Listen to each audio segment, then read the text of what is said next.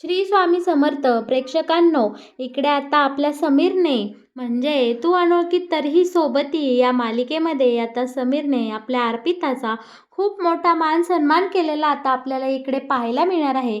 समीरने घरची लक्ष्मी संबोधून आणि समर्पिता किचनची मालकीण म्हणून इकडे मिळालेल्या खूप मोठ्या ऑर्डरचा पहिला पहिला पेमेंट अर्पिताच्या हातामध्ये दिला आणि अर्पिताच्या हातात दिलेलं हे पैसे पाहून इकडे निलांबरीला मात्र खूप त्याचा राग आलेला असतो आणि ती घरामध्ये आता तमाशा घालू लागलेली असते. आणि या सगळ्यामध्ये आता आपला समीर असा एकच शब्द बोलणार की त्याने पार या निलांबरीची बोलती बंद होणार आणि ही निलांबरी स्वतःला घरची स्त्री समजत होती किंवा या घराची मालकीण समजत होती. तिचा हा अहंकार, तिचा हा माज आता समीर कशा प्रकारे उतरवणार हे सगळं सगळं आपल्याला ह्या येणाऱ्या व्हिडिओमध्ये पाहायला मिळणार आहे. बरं का प्रेक्षकांनो, मालिकेमध्ये हे सगळं कशा प्रकारे घडत जाणार हे जर तुम्हाला जाणून घ्यायचं असेल तर तुम्ही आपला हा व्हिडिओ अगदी शेवटपर्यंत बघा, म्हणजे तुमच्या सगळं काही इकडे लक्षात येऊन जाईल. बरं का इकडे प्रेक्षकांनो, आता सध्या आपल्याला असं पाहायला मिळणार आहे की आपल्या अर्पिता या कबीरच्या ऑफिसमध्ये जाऊन या विराजला ज्या प्रकारे इकडे झापते, विराजची लायकी काढते, या सगळ्यामुळे इकडे विराजचा खूप अपमान झालेला असतो आणि तो रागाच्या भरात इकडे डायरेक्ट आपल्या अर्पिताच्या वर हात उचलताना आपल्याला पाहायला मिळणार आहे. पण अर्पितावर येणारे प्रत्येक हाताची वाट लावीन या शब्दात समीरने या विराजची चांगलीच इकडे खरडपट्टी काढलेली आपल्याला पाहायला मिळणार आहे. आणि अर्पितावर ज्याने हात उचलला त्याचा हात इकडे समीरने धरून किती नवरा, अर्पिताचा नवरा तिचं रक्षण करायला खंबीर आहे हे इथे दाखवून दिलेलं असतं. आता आपल्या अर्पिता इकडे या समीरची अजूनच लायकी काढते आणि तुझ्यासारख्या माणसासोबत माझं लग्न झालं नाही याचं मला खूप आता अभिमान वाटतोय आणि मी समीरशी लग्न करून मला सौभाग्यवतीचं वाण मिळालं, मला माझा इतका चांगला नवरा मिळाला, मला माझ्या समीरचा खूप अभिमान आहे असं अर्पिता इकडे बोलत असते. तेव्हा हा विराज इकडे बोलत असतो की अर्पिता, तुझी लायकी आहे का माझ्यासमोर बोलायची? आणि आता आपला समीर बोलतो की हे बघ विराज, तुला जे काही बोलायचं ते तुझ्या तोंडाने बोल, श्री शक्तीचा मान ठेव. जर का तू एखाद्या स्त्रीचा अपमान केला तर त्याच्यासमोर हा समीर उभा असेल. दुसरीकडे मात्र आज आपल्या निलांबरीचा मूड खूप छान असतो. निलांबरी मस्तपैकी गाणी म्हणत म्हणत इकडे कपडे सुकवताना, कपडे वाळत घालताना आपल्याला पाहायला मिळणार आहे. निलांबरी बोलत असते, दिस जातील दिस येतील, भोग सरल सुख येईल, असं सुंदर गाणं गुणगुणत तिकडे निलांबरी तिचं रोजचं काम करू लागलेली असते. पण दिदीला मात्र ही गोष्ट खटकत असते. कारस्थानी दिदी लगेच इकडे आईचं कान भरायला आलेली असते. पण निलांबरी इकडे दिदीचा चांगलाच अपमान करते आणि बोलते की जा तिकडे बेसिंगमध्ये भांडी पडले आहे ती सगळी घासून घे, आपण बाकीचं नंतर बोलूयात. का इकडे आता या निलांबरीने दिदीचा चांगला जबरदस्त अपमान केलेला आपल्याला इथे पाहायला मिळणार आहे. आता इकडे दिदी बोलत असते की आई तू किती चॅप्टर आहेस ग, जिकडं हवा तिकडं तू तोंड करत असते. आत्ता तुला अर्पिता सून म्हणून पसंत नव्हतीस, राजसीची वावा करीत होती आणि पुन्हा तू अशी वागायला लागली, नक्की काय समजायचं? तेव्हा आता इकडे शाण्यासारखी आपली निलांबरी बोलते की अगं दिदे, मला माझ्या समीरला माझ्यापासून दुरवायचं नाहीये, लय ताणलं की नातं तुटतं. तसंच आता समीरचं माझे रोजच खटके उडत आहेत, त्यामुळे आता मला हे सगळं थांबवायचं आहे. आणि बरं का आता मी थोडीशी माघार घेणार आहे. हे ऐकून मात्र इकडे आता रेणुकाला खूप राग आलेला असतो. पण रेणुकाच्या हातात इकडे आता निलांबरी कपडे वाळत घालायला देते आणि हा विषय इथंच थांबवते. बरं का आता इकडे समीर बोलत असतो की तुझ्याकडे असलेल्या सरस्वतीचा आणि लक्ष्मीचा तू जास्त माज करू नकोस, कारण त्या एक स्त्री आहे आणि या बांगड्या भरणाऱ्या स्त्रीला तू कमी समजू नकोस.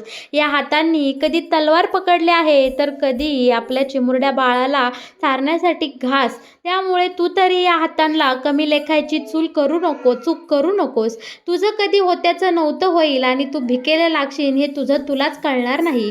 तू एका स्त्रीचा अपमान करतो, समस्त स्त्री जातीचा अपमान करतोय. विराज, तू शब्द जपून वापर. इकडे अर्पिताही बोलत असते की अरे जेव्हा मी तुझ्याकडे काही मदत मागितली होती का, तूच तुझ्या पैशाच्या जोरावर निक्कीची फीस भरली आणि घरच्यांसाठी तुला हवं ते सगळी मदत केली आणि तीच मदत आपलं लग्न झालं नाही आणि तू अशी काढतो आहेस. त्या केलेल्या उपकारांची तू अशी परतफेड करून घेत आहेस का?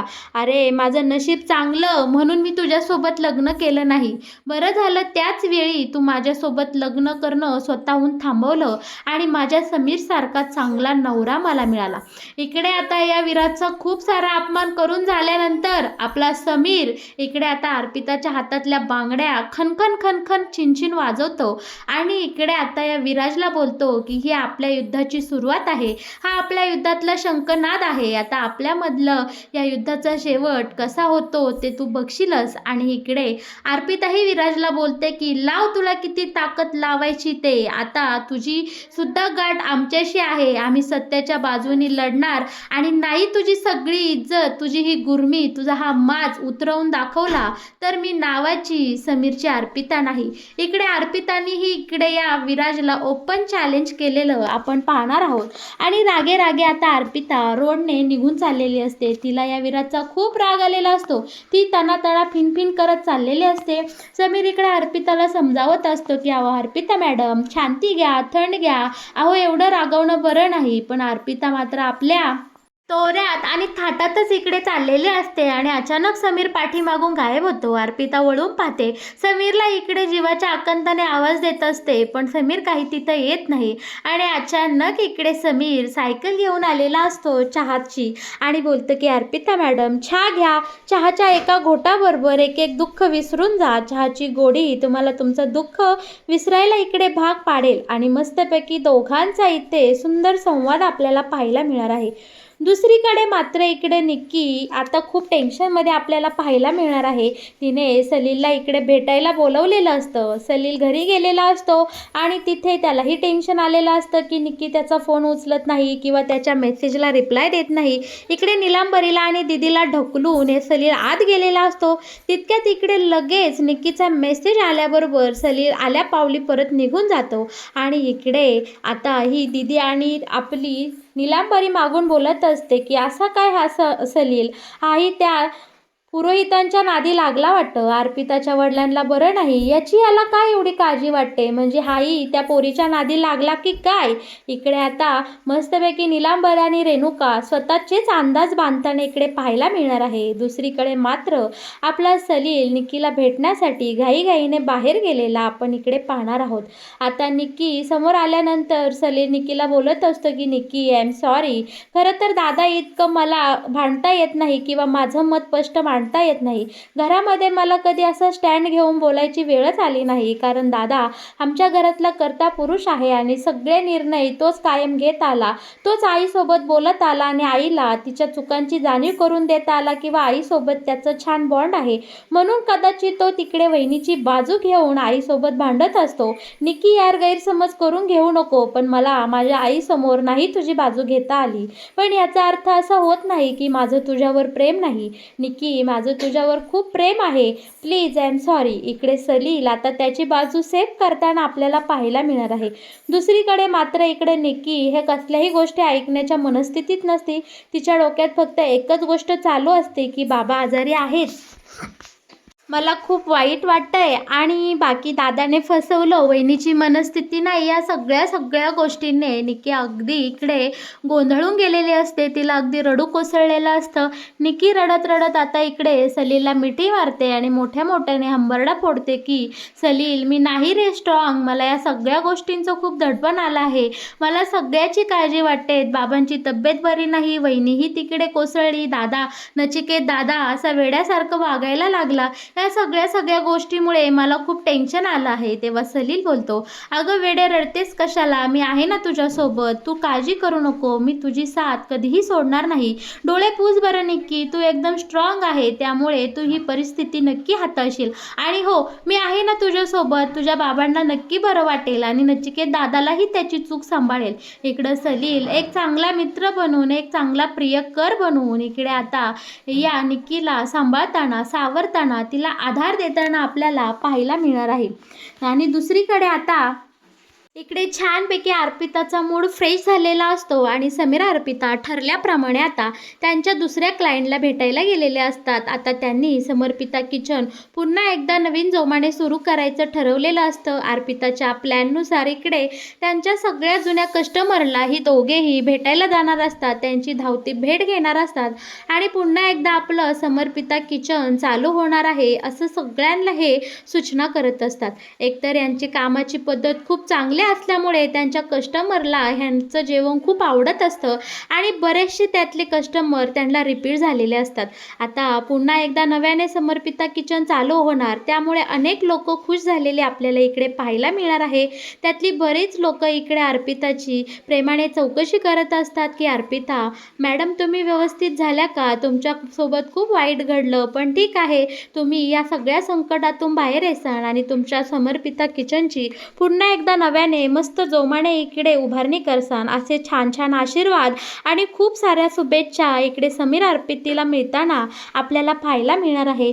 समीर अर्पिताचा या सगळ्या गोष्टींनी आणि यांना मिळणाऱ्या ह्या सुंदर आशीर्वादाने आणि सगळ्या गोष्टीने आता दोघेही भारावून गेलेले असतात. नव्या उमेदीने नव्या जोमाने ते आता एनर्जी घेऊन इकडे समर्पिता किचन सुंदर पद्धतीने चालू करायचा असा विचार इकडे ठरवत असतात आणि यांनी खूप सुंदर सुंदर अशा नवनवीन प्लॅनिंग केलेल्या असतात. छानपैकी आता इकडे त्यांच्या घराला त्यांच्या आयुष्याला उधाण आलेला आपल्याला पाहायला मिळणार आहे. पण दुसरीकडे मात्र इकडे या रेणुकाने आपल्या निलांबरीचे कान चांगलेच फुंकलेले असतात. तिने निलांबरीच्या डोक्यात सगळं घोळवलेलं असतं की इकडे समीर आणि अर्पिता एवढी सारे कष्ट करणार, समर्पिता किचनमधून नवीन नवीन पैसे कमवणार आणि इतका सारा पैसा त्या पुरोहितांच्या घशात जाऊन घालणार. खरंच त्या अर्पिताच्या माहेरच्यांना इतके सारे प्रॉब्लेम असतील का? खरंच तिचे वडील आजारी पडले असतील का? का फक्त जावयाकडून पैसे उकळायचे म्हणून ही सगळी नाटकं करत असतील? असं बरंच काही इकडे या रेणुकाने तिच्या आईच्या मनात म्हणजे निलांबरीच्या कानामध्ये खूप गरळ ओकलेली आपल्याला इकडे पाहायला मिळणार आहे. आणि निलांबरी लगेच तिचं कोणी कान भरलं का अगदी त्याच तालासुरात इकडे वागायला सुरुवात करत असते. हे तर आपल्या सगळ्यांना माहीतच आहे. आता लगेच ही बोलते की नाही नाही, माझ्या मुलाच्या कष्टाचा एक दमडीसुद्धा मी त्या पुरोहितांच्या घरात जाऊ देणार नाही. मी याबद्दल समीरसोबत बोलणार आहे आणि आता मी बघतेच कशी ही अर्पिता आपल्या घरचा पैसा तिच्या माहेरच्या लोकांना घेऊन जाते. आणि योगायोगाने छान अर्पिता घरी आलेली असते आणि समीर दुसरा एक शेवटच्या क्लायंटला भेटण्यासाठी गेलेला असतो. अर्पिता घरी आल्यानंतर सुंदरपैकी स्वयंपाक करते. घरातल्यांना छानपैकी पिऊ घालण्यासाठी आपली अर्पिता तयारीला लागलेली असते. सुंदरपैकी इकडे अर्पिताने एकदम रुचकर असं जेवण बनवलेलं असतं. घरामधलं वातावरण तसं बऱ्यापैकी इथे छान झालेलं असतं. पण निलांबरीचं तोंड मात्र सदा इकडे सुटकी चेहऱ्यासारखं करून बसलेली आपल्याला पाहायला मिळणार आहे.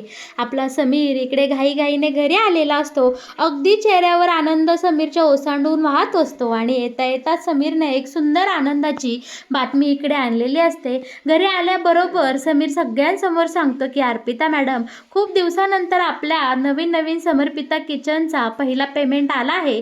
त्यांनी आपल्याला ॲडव्हान्स रक्कम दिली आहे. आणि इकडे अर्पिताला खूप आनंद झालेला असतो. अर्पिता छानपैकी देवाचे आभार मानते आणि देवा सगळं काही तुझ्या कृपेने श्री स्वामी समर्थ असं म्हणताना आपल्याला इथे पाहणार आहे. आणि निलांबरीलाही आतून खूप छान वाटत असतं, कारण घरामध्ये एक नवा पैसा आलेला असतो. नवीन पैसे आले, घरामध्ये भरभराट झाली तर सगळ्यांना इकडे आनंद झालेला असतो. बाबा, बाकी रेणुका, सलील सगळे खुश असतात. पण इकडे आपला समीर ते पैसे घेतो आणि थेट इकडे निलांबरीला डावलून डायरेक्ट अर्पिताच्या हातामध्ये सगळे पैसे नेऊन देताना आपल्याला पाहायला मिळणार आहे. आणि हे पाहून मात्र इकडे निलांबरीचा खूप अपमान झाल्यासारखं तिला वाटत असतं आणि तिने आता इथे घरामध्ये बरोबर तमाशा करायला एक नवीन कारण मिळाल्यामध्ये जोरदार इथे धमाका सुरू केलेला असतो. निलांबरी बोलत असते की आता पैसे हिच्या हातात देणार का? म्हणजे आता समर्पिता किचनची मालकीन ही आणि या घराची कर्तीश्री सुद्धा ही असणार आहे का? बरं ठीक आहे. आणि इकडे आता निलांबरी आपल्या या आपल्या अर्पिताला खूप टोमण्यात बोलत असते. पण समीर हे सगळं ऐकून घेत असतं. अर्पिता बोलत असते, अहो आई तसं नाही, त्यांनी माझ्याकडं पैसे दिले म्हणून काय झालं, हे पैसे मी तुमच्याकडंच देणार होते, तुम्हीच आपल्या देवाऱ्यामध्ये ठेवा आणि आपल्या देवाची, आपल्या समर्पिता किचनच्या भरभराटासाठी प्रार्थना करा. बरं का. आता नीलांबरी बोलते, देखल्या देवाला दंडवत कशासाठी, तुझ्या नवऱ्याने बाई तुला मान दिला आहे तर मग घे, तुझा मान तूच घे, मला कशाला, मी नाही ठेवणार ते पैसे देवाऱ्यात, तू मोठी मालकीन झाली ना माझ्या घरची, मागून आलीस, तिखट झाली बाई, तुझ्या नवऱ्याला तू महत्वाची, आई कोण, आता संपलं आईचं राज्य, मी घरामध्ये अशीच आहे.